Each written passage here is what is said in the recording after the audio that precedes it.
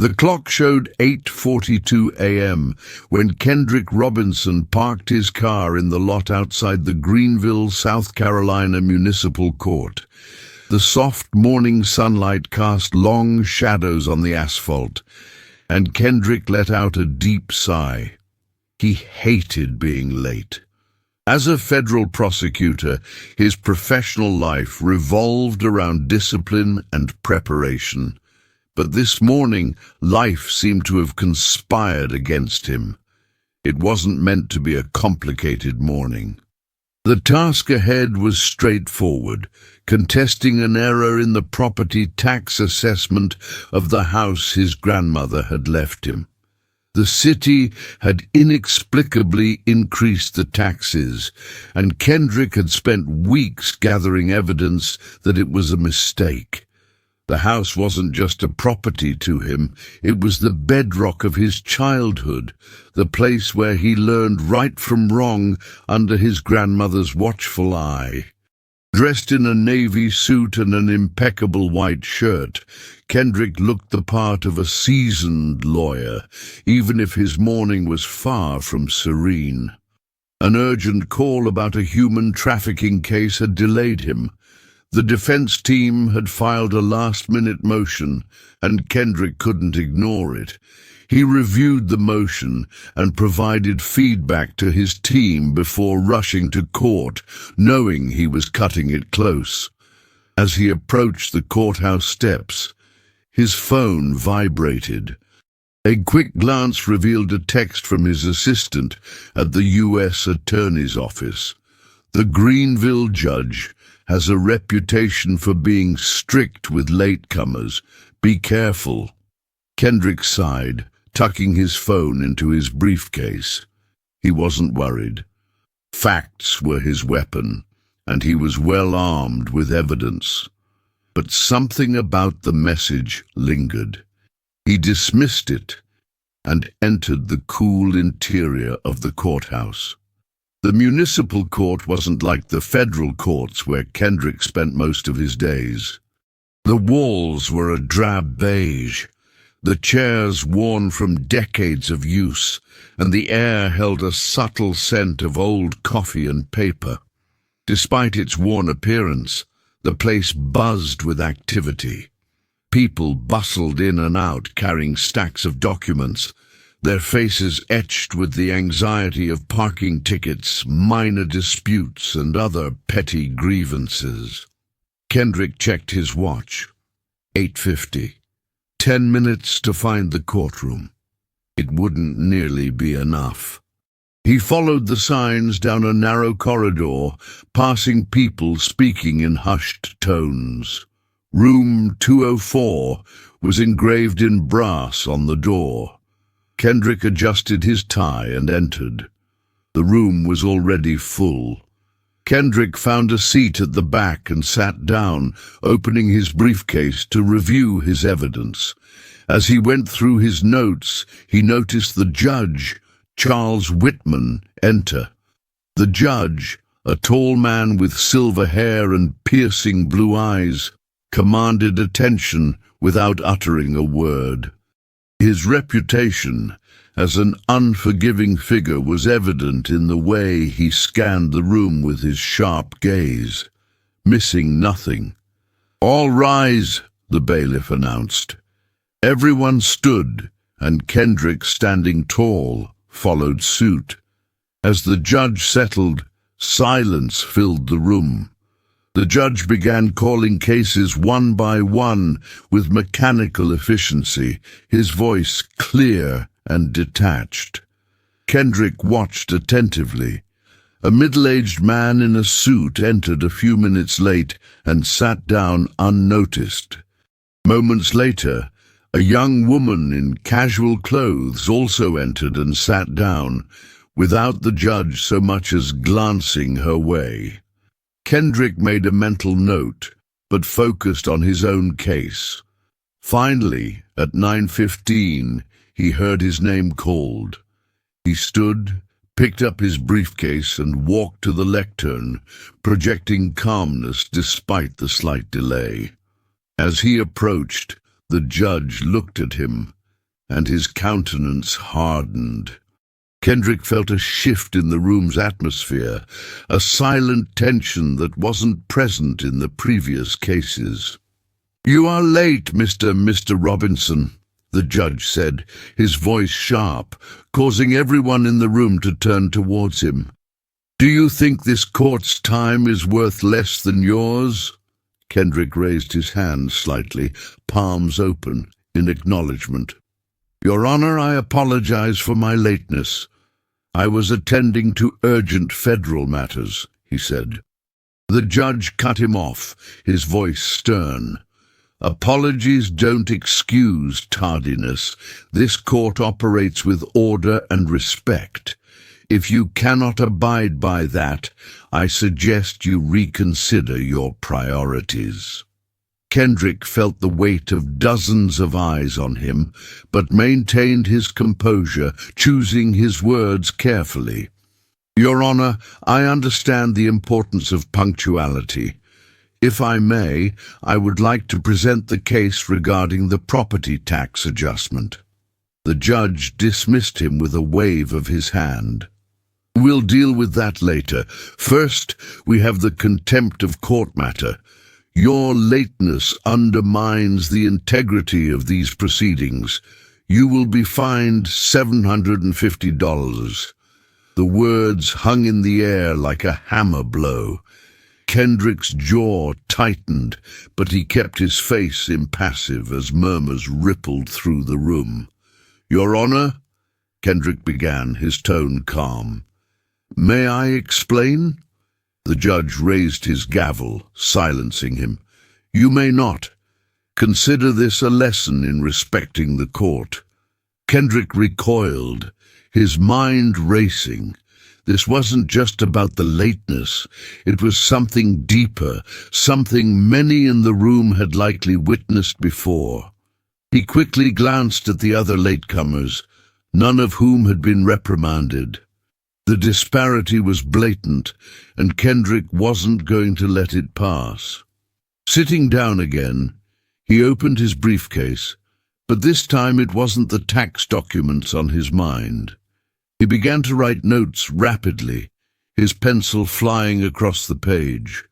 The judge, in turn, continued to call on the next cases, his voice firm. Kendrick knew this wouldn't be an ordinary morning. The room followed its rhythm, but Kendrick's mind was churning, calculating and observing everything that happened. The judge had levied the $750 fine without mercy, while other latecomers went unpunished. The young woman who had entered earlier, fiddling with her phone, was almost up next and received no reprimand. A man in a grey blazer, who had also arrived after the judge, was now presenting his case yet faced no rebuke. Kendrick knew what was happening and recognized the difference. It wasn't an isolated incident, it was structural, a veiled inequality he couldn't ignore. Gradually, Kendrick formulated a plan as the court followed its routine. When the judge called his name again, he stood, his step firm and deliberate.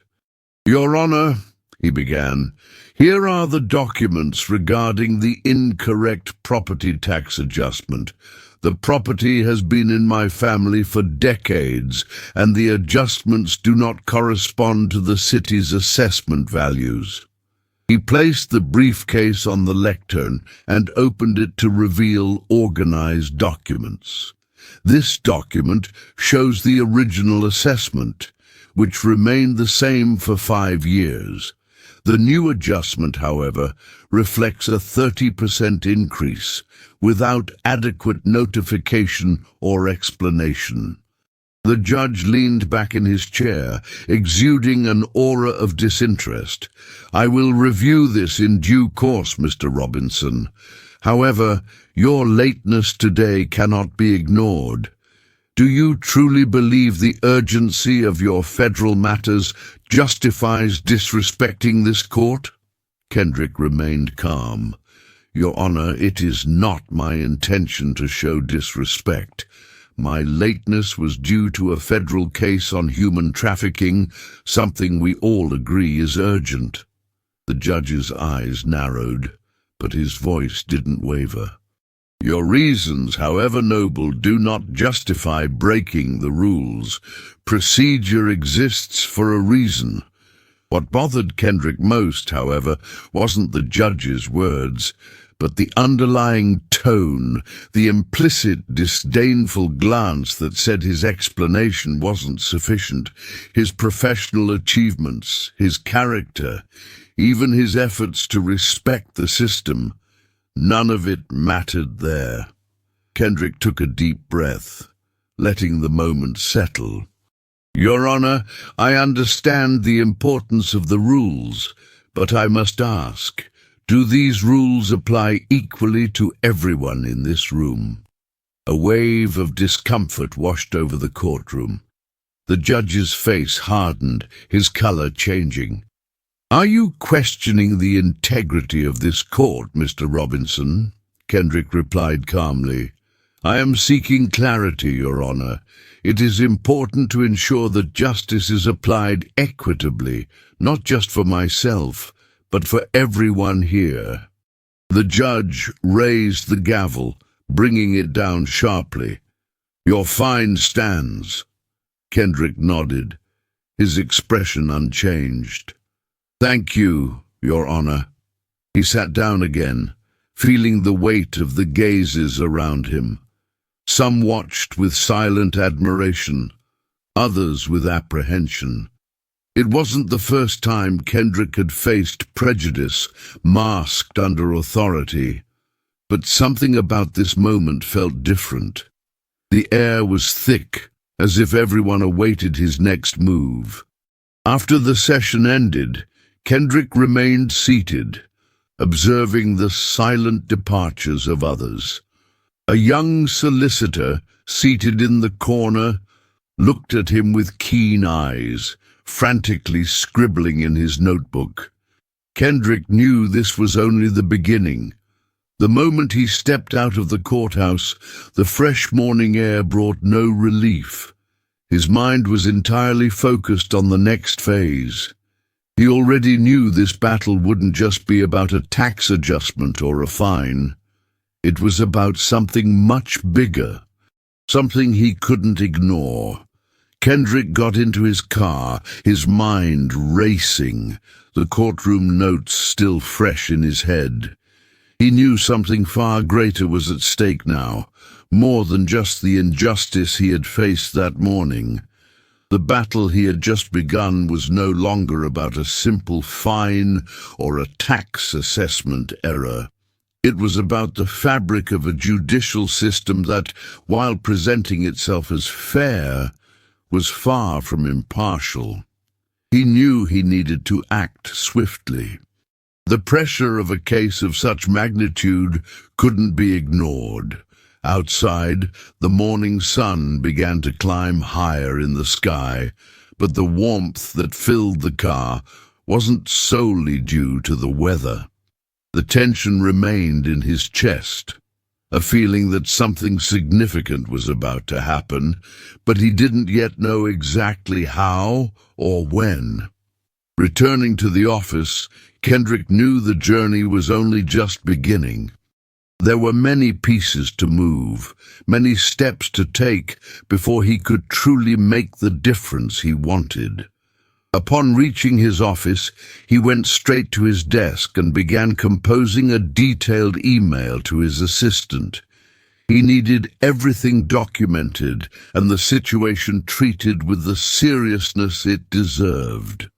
In the message, he described each interaction in court, each moment of inequality he had witnessed, and the observations that led him to conclude this wasn't an isolated incident, but rather a reflection of a flawed system.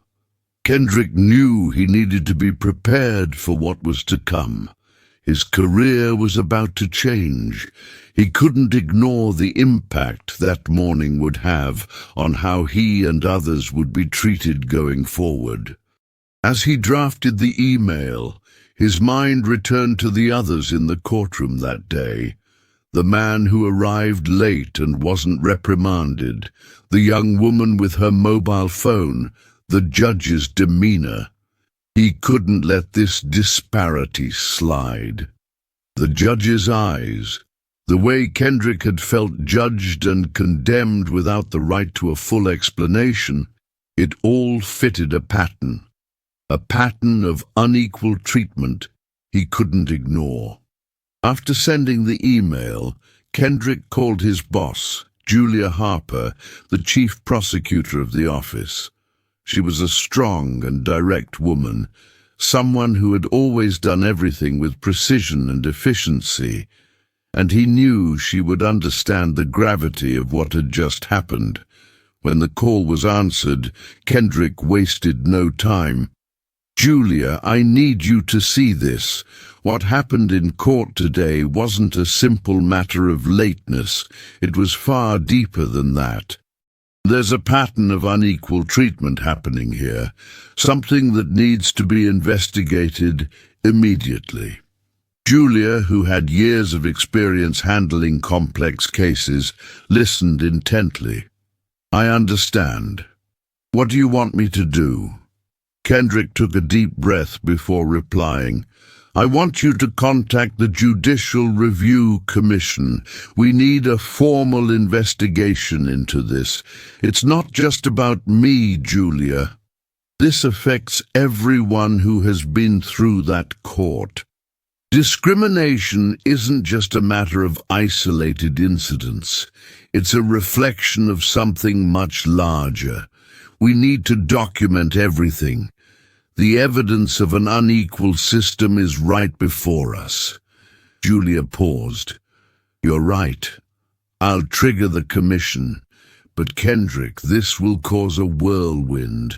Prepare yourself for what's to come, and let me tell you, if you're truly serious about this, you'll need solid documentation.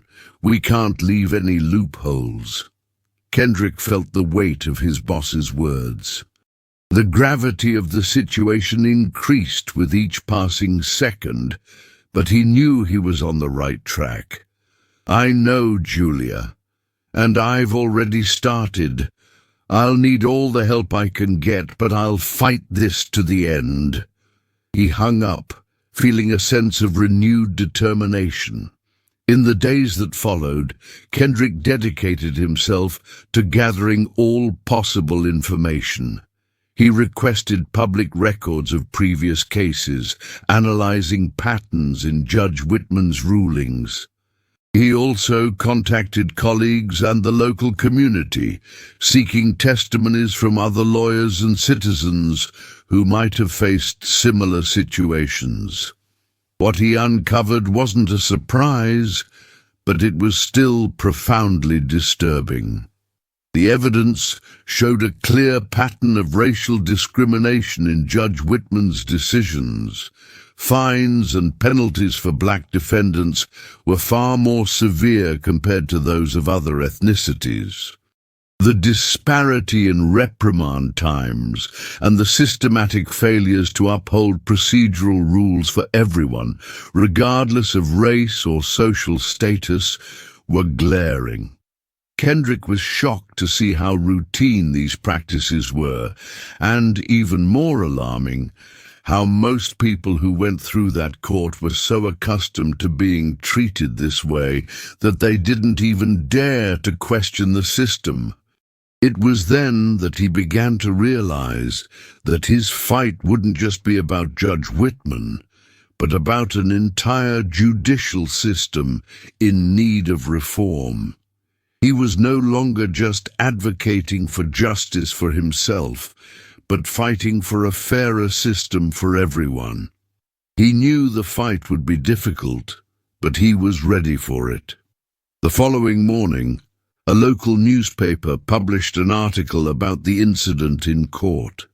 The headline read, "Federal Prosecutor Challenges Judge's Conduct." The repercussions were instantaneous. Kendrick's case quickly became the center of a debate about unequal treatment within the courts. The impact was immediate. Phone calls, emails, and messages flooded Kendrick's office. Many offered their support. Others shared their own stories of discrimination within the judicial system. Kendrick's voice was growing stronger each day. However, Judge Whitman didn't stay silent. While initially denying any wrongdoing, the public pressure made him begin to realize the gravity of what was happening. Kendrick had known he would be vulnerable, and this proved true.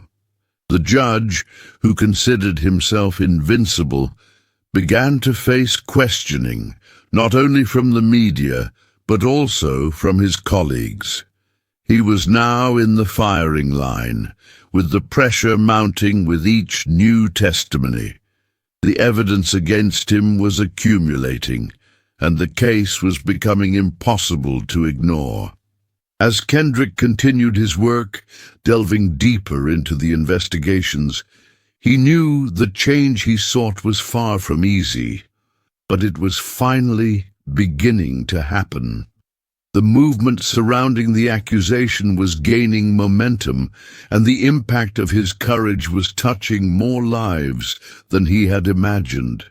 In his office, Kendrick felt the weight of his commitments and the growing responsibility. At the same time, he also felt a sense of renewed hope.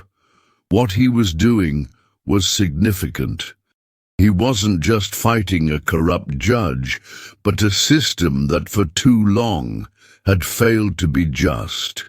He knew the battle would be long, but he was now more prepared than ever to press on, no matter the cost.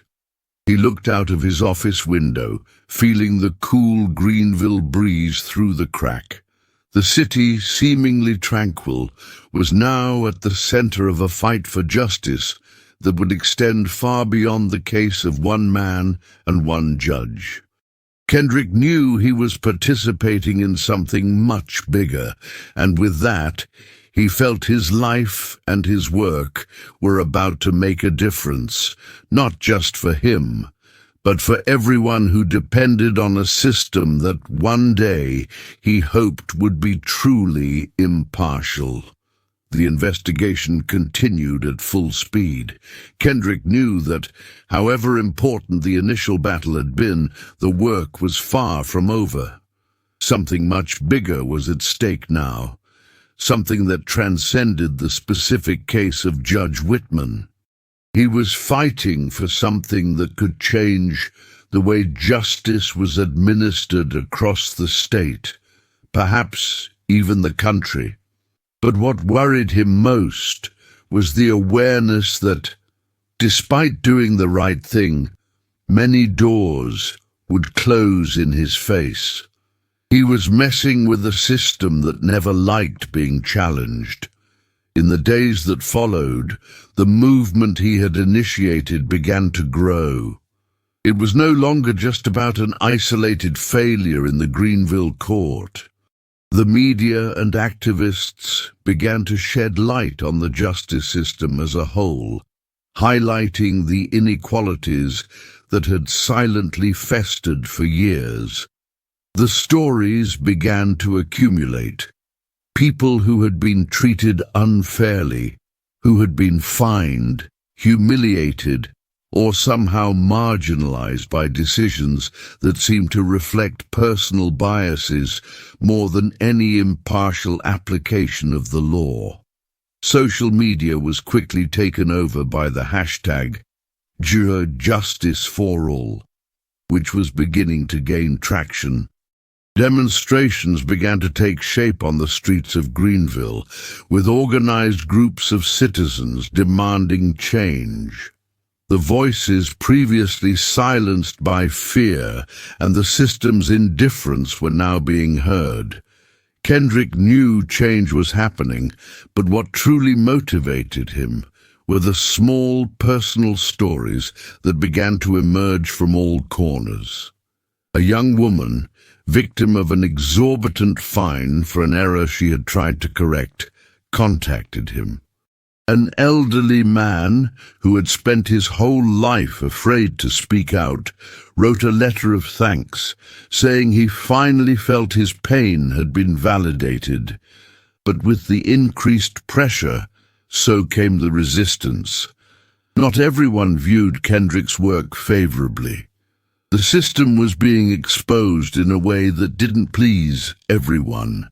Some judges and lawyers who had benefited from such an asymmetrical structure began to attack Kendrick.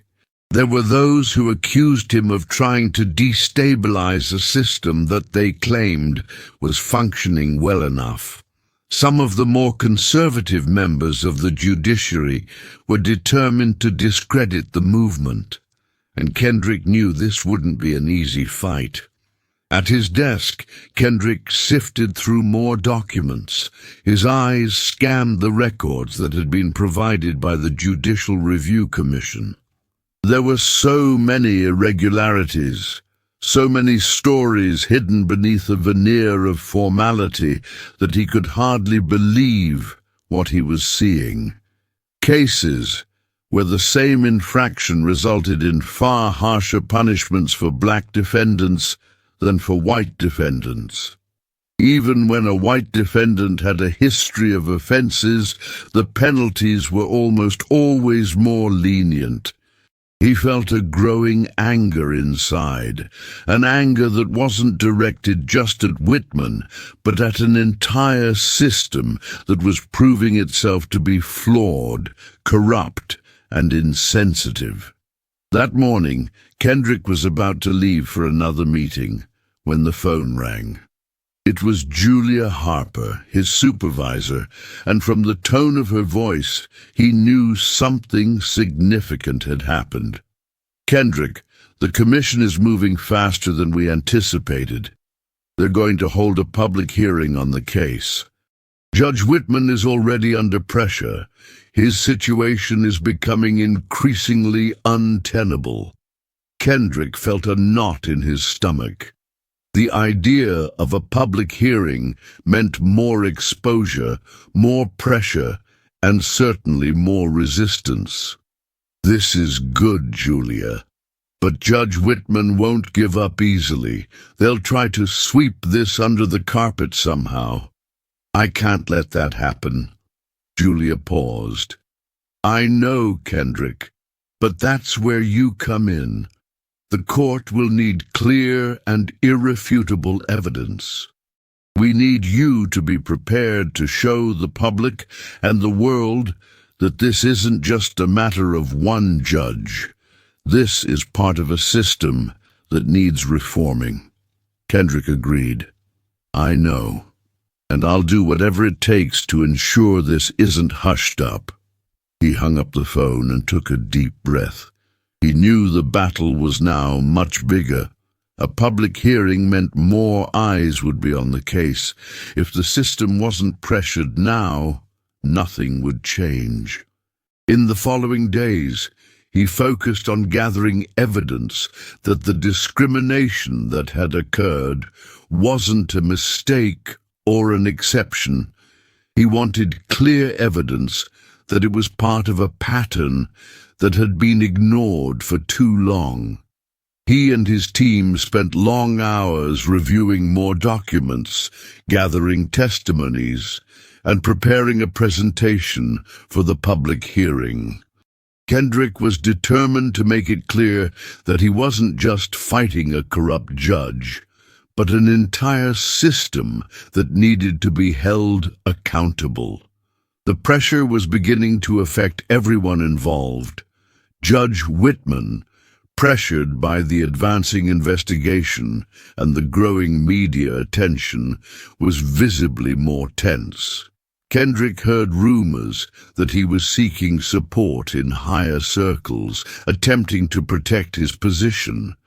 But the idea that he could escape all this seemed increasingly improbable.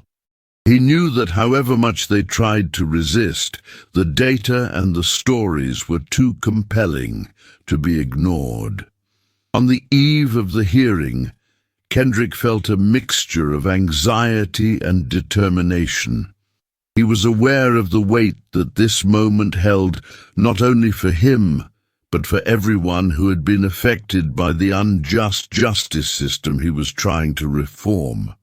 Looking at himself in the mirror before leaving for the court, he saw himself not just as a prosecutor, but as someone who was about to change the course of things, someone who was about to expose a difficult and necessary truth. Arriving at the court, the atmosphere was charged. Journalists, activists, and citizens were there, all waiting to hear what would be said. The public hearing began, and Kendrick was called to present. He took a deep breath and walked to the lectern, feeling everyone's eyes on him. When he began to speak, his voice was steady, but filled with an energy born of his unwavering belief in justice. He started to recount what he had witnessed, the disparities in the court, the evidence he had gathered, and its impact on the community. Each word that left his mouth seemed to resonate in the space. He knew he was touching the lives of many people there, people who were waiting for change. As he spoke, Kendrick felt a shift in the room. He could see the looks of surprise and understanding on the faces of many present. What he was saying wasn't an empty accusation. It was the truth. And finally, it seemed the truth was being heard. Judge Whitman's response was cold and calculated. He attempted to minimize the impact, suggesting the observed behavior might have been misinterpreted or that he had acted with the best of intentions. But the defense was weak, and Kendrick's evidence spoke louder than any words he could muster. By the time the hearing concluded, the court was divided. But one thing was clear: the system was being challenged. Kendrick knew the battle was far from over, but what he felt at that moment was a sense that, for the first time, there was a real opportunity for change. He was no longer alone in this fight. People from all walks of life, from the humblest to the most powerful, were now looking to him as a symbol of resistance. And more importantly, they were starting to believe that justice indeed could be for all. As he left the courthouse, the weight of responsibility still rested heavily on his shoulders, but there was a new energy in his heart.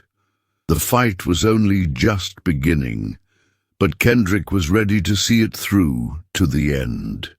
Not just for himself, but for all those who had ever been denied a fair chance in court.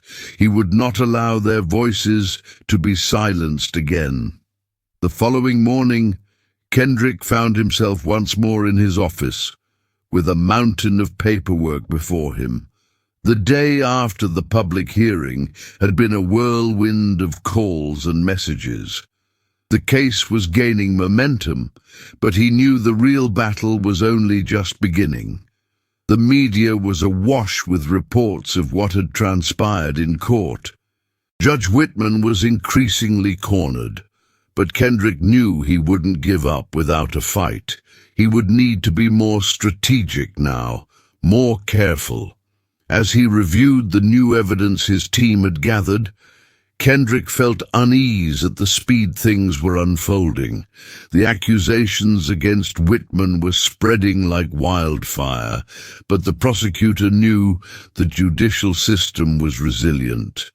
Bringing down a judge with so many years of experience and such a strong support network wouldn't be easy. He needed more proof, more testimony, more allies.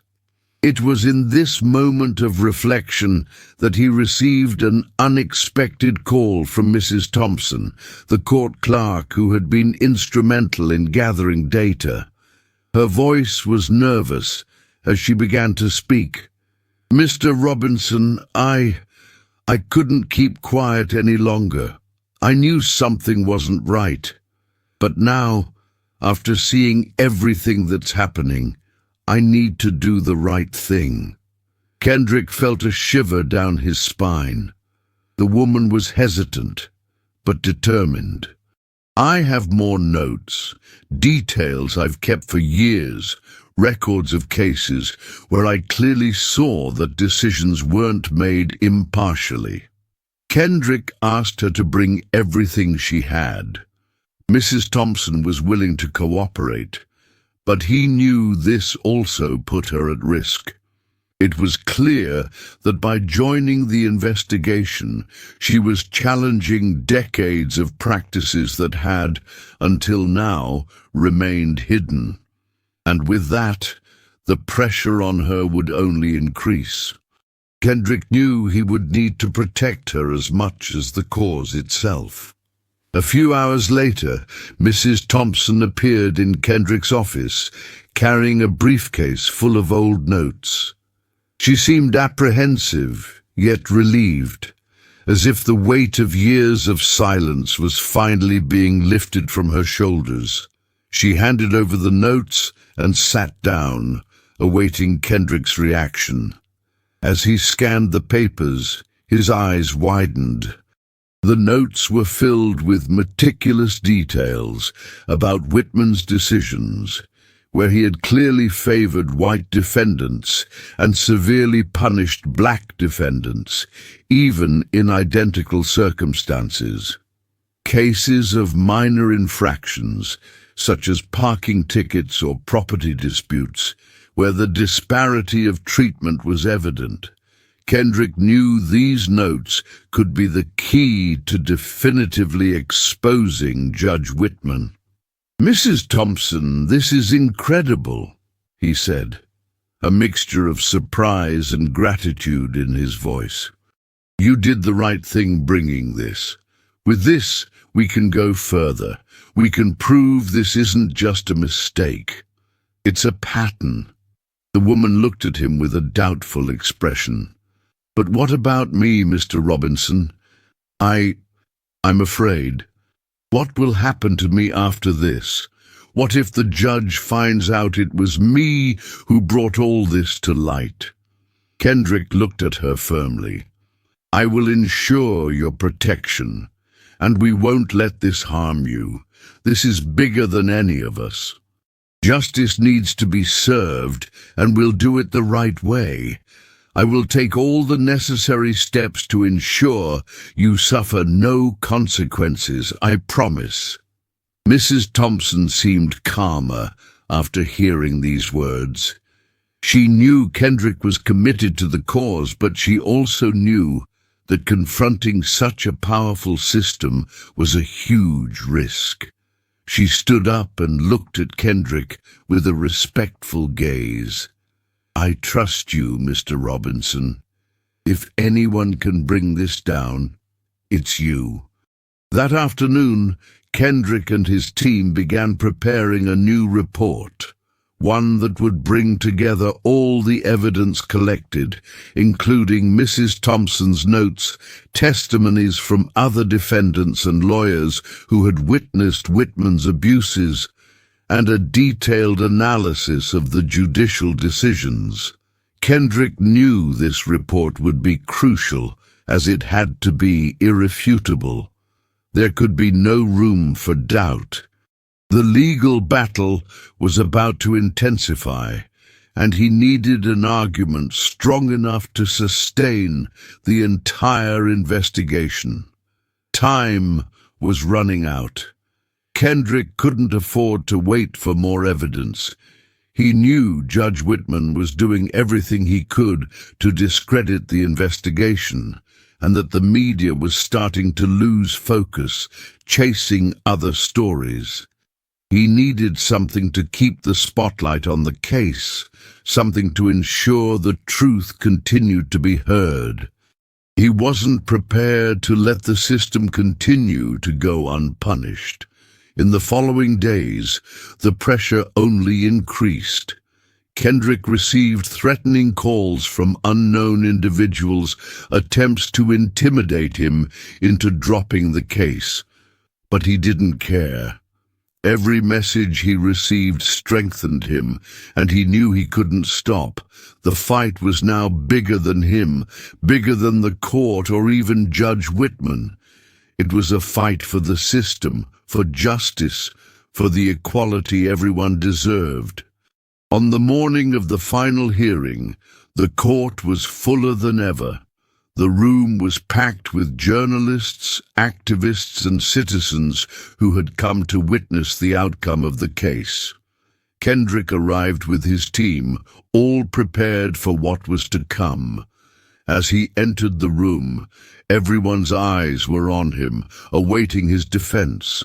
He wasn't just there to represent the case of a single person, but the case of all those who had been marginalized by the system. Judge Whitman was visibly nervous. His demeanor had become increasingly defensive, and he knew the verdict was near. Kendrick had evidence of over a decade of systemic discrimination, and now he needed to show the court the gravity of the situation. He could no longer afford to hesitate. When the session began, Kendrick rose, walked to the lectern, and prepared to lay out his argument. His tone was firm, but his heart was racing. He knew what was at stake.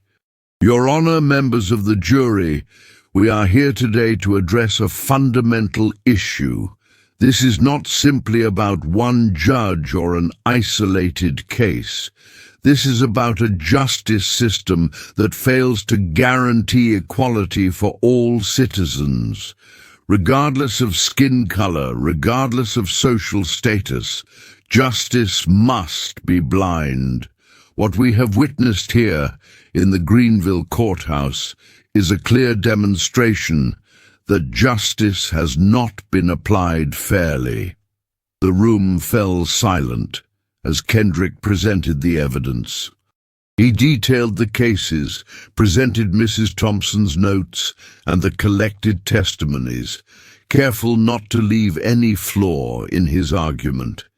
He knew he was on the verge of changing the course of history. He was breaking the silence that had been imposed for so long, giving voice to those who had never been able to defend themselves. Judge Whitman tried to react, but the defense was weak. His apologies could no longer mask the truth. Kendrick was not there merely to seek justice for himself or for those who had been wronged by Whitman, but to expose the fragility of a system that still allowed discrimination to be perpetrated without consequence. When he finished his presentation, he felt there was nothing more to be said. He had given everything he had. What remained now was to await the decision, but Kendrick was no longer so anxious. He knew that regardless of the verdict, he had already achieved something greater than any courtroom victory. He had challenged the system and given others the courage to do the same. He had given his voice, and now the world was listening. And in that moment, he knew the real work was only just beginning, because, as he had always believed, justice was not a privilege for the few. It was a right for all, and he would do everything in his power to ensure it remained so. The trial was drawing to a close, and Kendrick could no longer deny the weight of what was happening. He braced himself for the final words, knowing this moment would be decisive, not only for him, but for all those who had been silenced by the justice system. He remained resolute, but a whirlwind of emotions coursed through him. This was no easy victory, and in fact, he still didn't know the outcome. However, what he did know was that regardless of what happened, he had planted a seed that could not be ignored. As he awaited the verdict, Kendrick observed the court in silence. Judge Whitman appeared more worn than ever, his face etched with a mixture of frustration and anger. He already knew the evidence against him was irrefutable, but at the same time, he knew it would be difficult for anyone to admit the systemic failure, especially when it concerned a judge with decades of authority. Kendrick sat down again, his mind running through all the moments that had led him there, from the simple property tax case to the discoveries that led him to confront a deeply flawed system. He reflected on how everything had transformed. He had started by seeking justice for his grandmother, but now he was facing something much bigger. This fight wasn't just his. It was a fight for all the people who had been treated unequally, for those who had no voice. He couldn't fail, not now. The courtroom was silent as Judge Whitman prepared to deliver his judgment. Kendrick felt everyone's eyes on him, but it wasn't a judgmental gaze. It was one of expectation. Even those who had remained on the sidelines were now aware of the significance of what was happening. This case wasn't just about one judge or one town, but about an entire system in need of reform. And finally, it seemed, the truth was being heard. Having considered all the evidence presented, the judge began, his voice shaky and hesitant, this court acknowledges that there were significant failings in Judge Whitman's decisions. While he has demonstrated competence in other aspects of his work, the evidence presented indicates that there was systematic discrimination in several of his judgments. A profound silence fell over the room. Kendrick felt a mixture of relief and tension as the judge continued. Given the context and severity of the allegations, I order that Judge Whitman be removed from his duties immediately. He will undergo a comprehensive judicial review, and his conduct will be examined by an ethics committee. The words felt like a blow, but also like a victory. Kendrick closed his eyes for a moment, absorbing the weight of the decision. He knew this wasn't the real victory. The real victory would be ensuring that significant changes were made to the system, so that the mistakes made would not be repeated. But, in that moment, he couldn't help but feel a sense of justice, however partial. Judge Whitman remained silent for a few seconds, clearly shaken. He looked at Kendrick with a mixture of anger and resentment, but Kendrick knew it no longer mattered what he thought. The verdict was given, and now what mattered most was what came next. Kendrick rose and addressed the public, his voice strong and firm. Today, we are not just celebrating the removal of a man from the bench. We are celebrating the fight for a fairer justice system for all. Today, we have shown that the truth cannot be silenced, no matter how hard the powerful try to hide it. But this is only the beginning. Our mission now is to ensure that this change is more than symbolic. We need to ensure that justice is equal for all, without exception, without discrimination.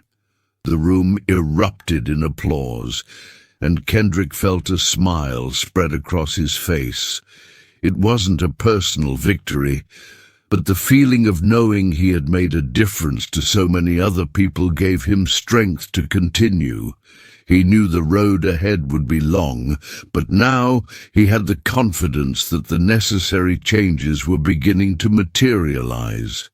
In the following months, the Greenville justice system underwent a transformation. Judge Whitman was permanently removed, and the subsequent judicial review resulted in significant reforms. The introduction of racial bias training for all members of the judicial system was one of the first changes. Kendrick worked tirelessly with the Judicial Review Commission to ensure that this training was comprehensive and effective. He also helped establish independent committees to oversee judges' decisions, ensuring impartiality was maintained. The repercussions of Kendrick's case spread throughout the state and, eventually, beyond. Activists in other parts of the country began to use the model of investigation and denunciation that Kendrick had implemented, and more judges and lawyers began to question their own practices. The movement for more equitable justice gained momentum, fueled by the example of Kendrick, who became a symbol of resistance. Over the following months, Kendrick felt a renewed purpose in his work. Although he still faced resistance from some conservative sectors, the change was visible. He became a sought-after speaker at lectures, conferences, and meetings with lawyers and judges from across the country, all eager to understand how he had managed to bring about such a transformation. Kendrick never considered himself a hero, but he couldn't deny that his actions had generated something powerful. One day, after a long conference at a local university, a young lawyer approached him. "Mr. Robinson," she said, her voice trembling, "I wanted to thank you.